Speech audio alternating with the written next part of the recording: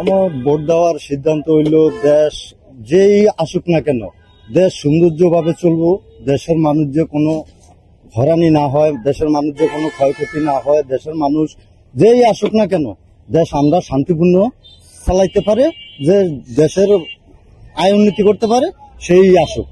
কিন্তু আমরা চাই দেশের শান্তি, আমরা চাই দেশের স্বাধীনতা, আমরা দেশের কোনো যে মানুষের কোনো হয়রানি, কোনো নির্যাতন, কোনো কিচ্ছু মানে অঘটন কোনো কিছু যে না হইতে পারে দেশে, আমরা চাই এগুলা। ঠিক আছে, যেই আসুক না কেন আমরা মানে দেশের শান্তি চাই।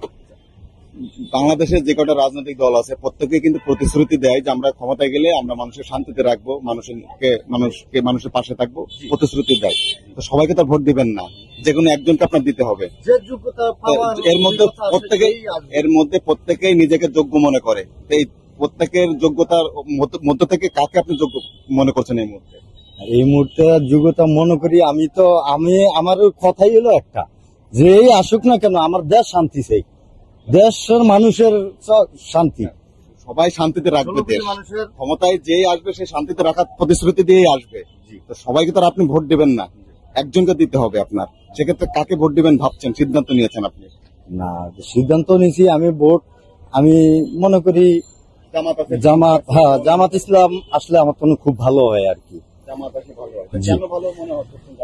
জামাতে এত বছর আসে না, সবারই একটা সুযোগের দরকার ছিল, কিন্তু তাদেরকে একটা যদি আপনারা সুযোগ দেন কিংবা আমরা সুযোগ দেই, দেশটা ভালোভাবে চলাফেরা হোক, দেশের মানুষ শান্তিভাবে চলুক, আমরা এটাই মনে করি। আপনি একজন দেশের নাগরিক হিসাবে আগামী নির্বাচনে আপনার মূল্যবান ভোটটা কাকে দিবেন ভাবছেন? আমি মন্তব্য করছি ভাই, আমি বিএনপি দেব।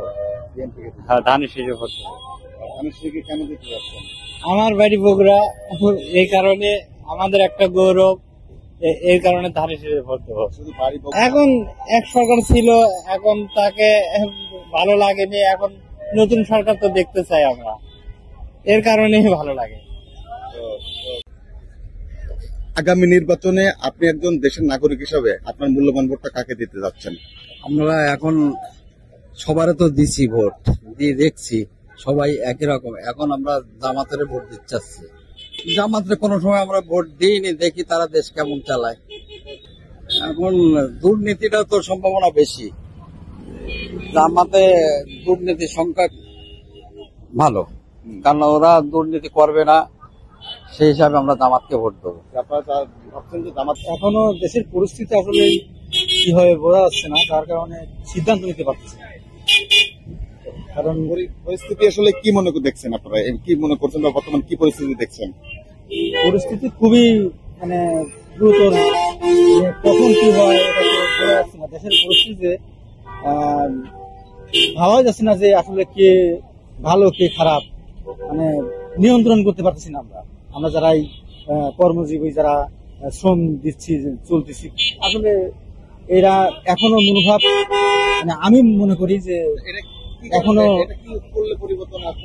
দেশের হঠাৎ করে একটা বিশাল ক্ষতিগ্রস্ত হয়েছে দেশ, এবং এখন আবার নতুন করে একটা দল আসবে, এটাই সবাই প্রত্যাশা করতেছে। এখনো কাকে দেব সিদ্ধান্ত নিতে পারতেছি না, কারণ মন থেকে আমি জানি যে কাকে ভালোবাসলে এই দেশটা ভালো থাকবে, সিদ্ধান্ত এখনো নেয়নি। নির্বাচনে ভোট দিতেই পারিনি, ভোট কেন্দ্রে যাওয়ার আগেই মনে করেন ভোট হয়ে গেছে। না, আমরা কর্মজীবী মানুষ, ঢাকা থাকছি, দেখছি অনেক সময় যেতেই পারিনি, না এরকম একটা। তাহলে তো আগেও যারা ছিল, মানে বিগত 16 বছর যারা ছিল তাদেরও দেখলাম, তার আগেও যারা ছিল, বয়স তো আমাদের কম না, অনেক 40 পার। তবে নির্বাচন ধানের শীষও দেখছি, নৌকারও দেখলাম, এখন নতুন করে চিন্তা ভাবনা আসি, এখনো সিদ্ধান্ত ভোটটা আমি জামাত ইসলামকে দেব।